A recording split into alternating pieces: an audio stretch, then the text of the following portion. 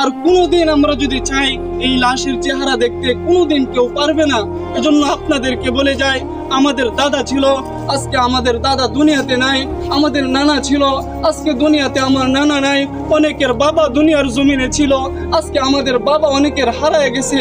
এজন্য আপনাদেরকে আমি এই জানাজা থেকে একটা মেসেজ দিয়ে যেতে চাই।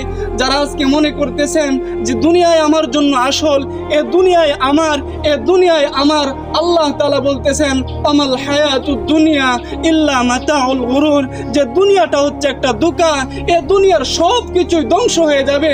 আমাল হায়াতুদ দুনিয়া ইল্লা মাতাউল গুরুর, যে দুনিয়াটা ধোঁকা। আজকে তোমার স্ত্রী, সন্তান, আত্মীয় স্বজন এরা সবাই ধোঁকা। এজন্য মুহতারাম হাজরিন, দুনিয়ার মুখ থেকে আজকে আমরা আমাদের চেহারা, আমাদের দিল, আমাদের কলব আজকে আমরা আল্লাহর দিকে ফিরাইয়া দেই। যে জিন্দেগিতে যত গুনাহ করছি, আজকে এই জানাজা থেকে আমরা প্রতিজ্ঞা করতে চাই আর গুনাহ করব না। যেই কবরে আমাকে যেতে হবে, সেই কবরে আমাকে একা থাকতে হবে, আর গুনাহ করব না। এই প্রতিজ্ঞা করে যদি আমরা এই জানাজা থেকে যেতে পারি, ইনশাআল্লাহ এই জানাজা আমাদের জন্য সফলতা বয়ে আনবে। সুবহানাল্লাহ। কথা আর লম্বা করার কোনো প্রয়োজন নেই।